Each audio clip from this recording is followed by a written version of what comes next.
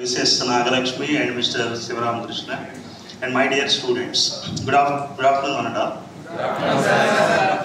So these events are like co-curricular.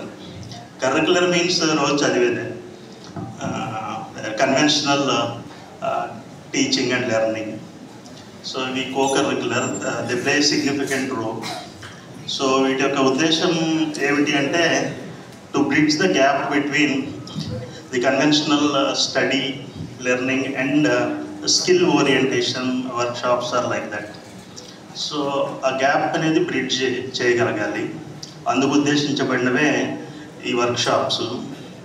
So ఈరోజు industry కనుక చూసుకున్నట్లయితే అది బేసిక్గా 3 ఫీచర్స్ని కాన్సన్ట్రేట్ చేస్తున్నారు వాళ్ళు. ఏ ఎంప్లాయీ నుంచి అయినా వాళ్ళు తీసుకుని అబ్జర్వ్ చేసుకునేటువంటి ఏ ఎంప్లాయీ నుంచి అయినా కూడా 3 బేసిక్ ఫీచర్స్ కావాలి అనుకుంటున్నారు. ఒకటి వాళ్ళు తీసుకునేది లెర్నింగ్ క్యాపబిలిటీ, లెర్నింగ్ అయి ఉండాలి, లెర్న్ చేసేటువంటి ఇష్టం కలిగి ఉండాలి. నెంబర్ 2 వచ్చేప్పటికి లెర్న్ చేసిన దాన్ని అప్లై చేయగలిగేటట్టు ఉండాలి. That's what learning and doing అంటారు వాళ్ళ భాషలో. తర్వాత దాన్ని టీచ్ చేసే పద్ధతిలో ఉండాలి. అంటే లెర్న్ చేయాలి, దాన్ని ఎఫెక్టివ్గా అప్లై చేయాలి, అప్లై చేసిన దాన్ని నలుగురికి చెప్పగలిగేటువంటి పద్ధతిలో ఉండాలి. సో ఈ 3 ఫీచర్స్ ఉన్న వాళ్ళకి స్కిల్స్ ఆటోమేటిక్గా అవుతాయి. It's a sequential transformation from learning to applying the thoughts and applying whatever you learn, and from there onwards experiencing and sharing your knowledge. Yeah, these are all 3 important.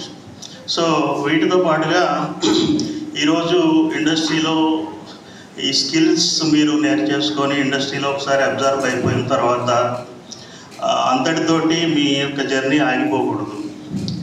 అక్కడ skills ఏ రోజుకి ఆ రోజు పెంచుకుంటూనే you should have long term goals, long term dreams also what we call.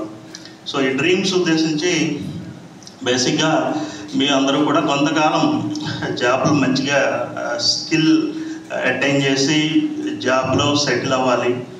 కొంతకాలం చేసిన తర్వాత ఇక రోజు అదే రొటీన్ అవ్వకూడదు. You should your orientation and your focus should be towards how to become entrepreneurs. So ఎంటర్ప్రెనర్స్గా ఎదగాలి. అప్పుడే ఒక కంట్రీ యొక్క డెవలప్మెంట్ అనేది సాధ్యమవుతుంది. ఎందుకంటే ఇప్పుడు మన ఇండియాలో తీసుకున్నట్లయితే టాప్ 100 మెంబర్స్ రిచ్ పీపుల్ని తీసుకున్నట్లయితే 75% ఎంటర్ప్రెన్యూర్సే ఉన్నారు.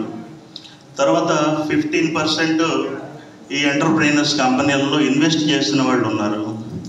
తర్వాత 7% వచ్చేసరికి ప్లేయర్స్ ఉన్నారు. 3% సెలబ్రిటీస్ ఉన్నారు, సినిమా వాళ్ళు వీళ్ళు. సో టాప్ మోస్ట్ ప్రయారిటీ వచ్చేప్పటికి ఎంటర్ప్రెన్యూర్స్కి ఉంది.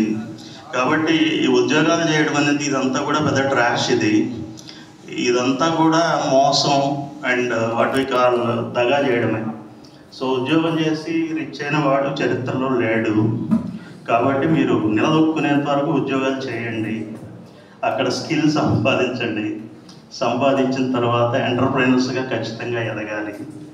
సో ఈ డైరెక్షన్లో మన గవర్నమెంట్ కూడా చాలా రకాలుగా తోడ్పాటు అందిస్తుంది యూత్కి ముఖ్యంగా. సో మీరు ఆ డైరెక్షన్లోనే ఉండాలి. స్కిల్స్ రోజు ఇంప్రూవ్ చేసుకోవాలి. Learning must be a habit.